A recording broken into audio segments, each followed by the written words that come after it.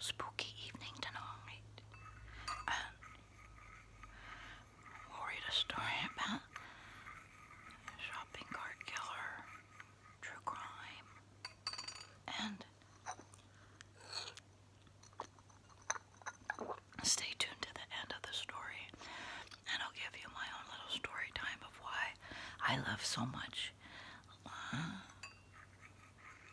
little serial killer stories.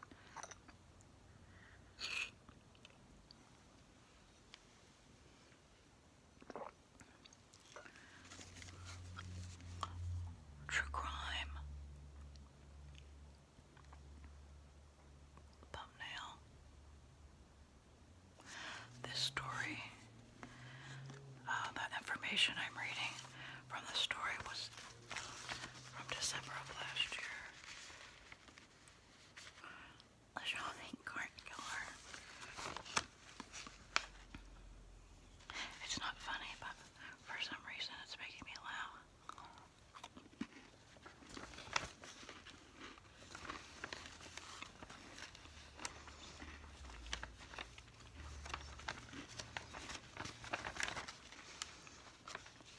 Shopping cart killer responsible for 4 Virginia slayings and other victims are likely, police say.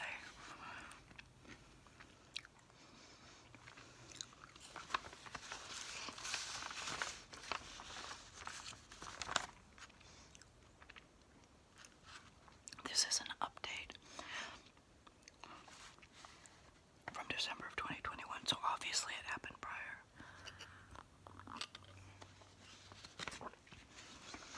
Police in Virginia say that the discovery of 4 bodies at 2 different locations in the state are the work of a serial killer who used a shopping cart to transport his victims' bodies after meeting them on a dating website.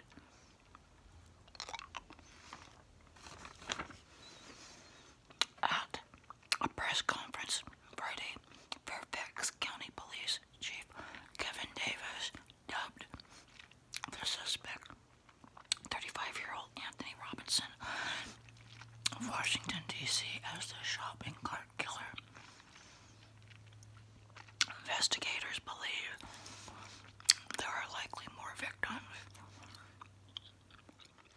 possibly beyond Virginia and up the East Coast, CBS affiliate WUSA TV reported. After he inflicts trauma to his victims and kills them, he transports their bodies to their final resting place, literally in a shopping cart. And there's video to that effect, Davis said. Robinson, who was taken into custody in Rockingham County last month, has lived in multiple locations along the East Coast in recent years. Police in Harrisonburg arrested him last month and charged him with 2 counts of murder after finding 2 bodies in a vacant lot in the city. The good thing is he's in custody, and the challenge remains is identifying other victims, Davis said. We believe that there may be other victims in the area, and we need to act now, he added. Evidence uncovered after Robinson's arrest led police to search an area near the Moon Inn at Fairfax County, south of Alexandria, Virginia. During the search, detectives noticed a shopping cart and recalled that a shopping cart had been used to transport the bodies. In Harrisonburg case, said Ed Carroll, commander of the Major Crimes Unit in Fairfax County. Near the shopping cart was a large plastic container that held the remains of 2 women. One has been tentatively identified as Cheyenne Brown, age 29, whose disappearance had been under investigation by Washington, D.C. police. The second body found in the Fairfax County area has not been identified. These 3 victims who have been identified all went missing in the last few months, police say they are trying to research Robinson's life, going back many years to see if there might be more victims. What worries us, David said, he didn't suddenly turn into who he is 3 months ago. All 3 victims who have been identified met Robinson through dating websites. Police believe that his dating history may provide clues into any additional victims. Police did not say whether the victims were sexually assaulted, but David stated bluntly during the press conference that the suspect did unspeakable things with his victims. The 2 victims who were found dead in Harrisonburg were previously identified as Donita Marie Smith, 39, of Charlottesville, and Eileen Elizabeth Redmond, 54, of Harrisonburg. The investigation is ongoing. So see, that's short enough, spooky enough to get me scared, but not terrified. So let me tell you, there's a little story time of why do I even enjoy these little spooky stories. Growing up in the 60s in Santa Susana, California, I had a fun family across the street. I had 5 or 6 kids. And this was one of my very first friendships ever at age 3. With Linda across the street and 2 doors down, my other friend Robin. We still are in contact today. We're still friends. And I'm just real grateful that my very first friendships in life I still have today. So, but Linda, a family across the street, had a Ouija board. And on hot summer nights, we were in grammar school,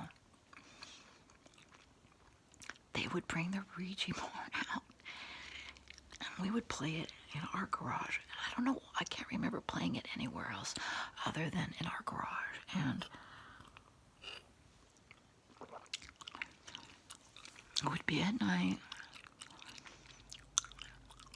We didn't have street lights in the neighborhood back then, so it was dark. We'd go in the garage.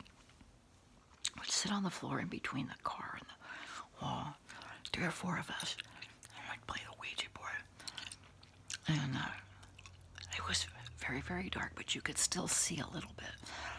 Because there was a door led into the house, and we left that door open a little bit so we could see from that light onto the Ouija board. And even though I kind of thought it was fake and that my friends were moving the dial thing around, I wasn't sure. So I was half scared and half not scared. And then somebody inevitably would scream. We'd all scream. But it was fun kid stuff, but it was still a little spooky. So then, the same time, summer nights, hot spring summer nights, and we'd all stay out late, and the parents would gather around in front of our house, and they'd sit out on the porch and talk. All us kids would stay out till late. The family across the street, Linda, and all her brothers and sisters had this doll. They were all convinced this doll had blood coming from its eyes. Not a single one of them insinuated that they were faking it or it's a joke or anything. And I was completely convinced. And they would take a needle. So that was something we did over at their house, in their bedroom. And it seemed like every time we went there, everybody was like looking. I'd say, what happened? What happened? And I say, so-and-so poked the doll in the eye, and it's bleeding, and it's bleeding. So initially there was one poke. Somebody took a safety pin in their family, poked a needle in the eye, apparently said it was bleeding. So every time we would go there, and they were acting hysterical, it would always say the same thing. The doll is bleeding. Its eye's bleeding again. It's bleeding. And I said, well, is this the same doll from the 2 or 3 weeks ago? Every time we come over, these guys talk about the same doll. They said, yes, we don't poke it in the eye anymore. It's just sitting in the corner by itself. And some days we go in there, and it's like a normal doll. Other days we go in there, and there's blood coming from its eye. Trust me, that was so believable. We would be perched out there for hours. I gave them instruction that come and get us. Next time it starts bleeding, send somebody over at our house to come over here so we can see it. So, but every time we got there, we would never see the doll and see blood actually coming, protruding from its eye. It was either, it was over with, and there was like some little red stains on his face. Trust me, as a kid, that was super believable. And it always kept me on edge. I didn't know for sure, is it real? Is it not real? But it's spooky enough to keep me wanting to know. So there was that. And then the later 60s, probably around 67 or 68, was my brush with Charles Manson, real life thing. And I'll never really know, but it's spooky enough for me to believe it's true, which was my dad took me horseback riding over at Spawn Ranch, and that was the time Charles Manson and all his gang I set up shop, and they were living over at Spawn Ranch, but they had a lot of businesses there. They had a horse riding business, they had a movie set, so I loved horses my whole life. My dad finally decided he's going to take me horseback riding. And we lived at the foot at the time. We lived at the very foot bottom of the Rocky Peak Road. You just go up that road a few miles and you're right there at Spawn Ranch. But we didn't know. It was called Spawn Ranch, and we didn't know anything about Manson.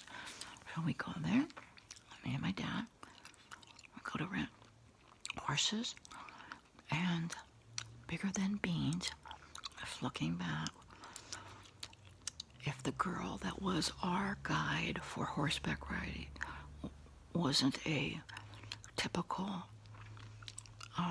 look-alike to any of his female followers, just kind of like a flower child, easygoing. She had long, super straight hair, blondish, brownish, very quiet, but a very good horse trail guide.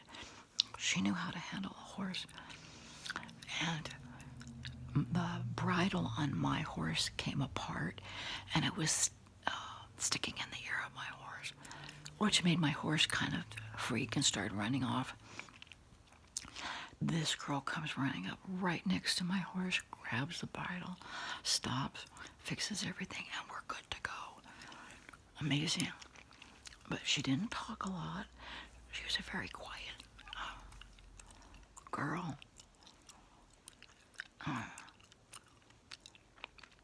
I just remember having the best time with my dad, and after leaving the horseback riding event, it was fun to tell everybody, you guys, I got to go horseback riding. I had the best time. And guess what happened to my horse? And the bridle broke, and the horse went out of control. And the guide came and saved the day. So anyways, then I don't remember. In 69 as a young person. Can't remember hearing the Manson stuff as it happened. It was later in the 70s when I was like in junior high or high school. And a story's coming up. I'm hearing 1969, Spawn Ranch, Rocky Peak Road, Manson, and they're showing all the pictures. I'm convinced in my mind that was my brush with Manson family. I can't prove that the girl was a Manson member, but she had the clothing, she had the look, and she had the disposition of like just a 60s flower child. You know, a quiet type that might be one of his followers. Anyways, so for those of you who wonder why every once in a while I post these little spooky true crime little stories, that's why. ASMR for me has a lot to do with childhood memories and comfort and grandma and grandpa and simple life. Now, if my spooky life as this kid was really spooky, I probably would not be doing true crime. But there's something fun for me. And just kind of reliving a little spooky story that kind of leaves you on the edge, but isn't so terrible.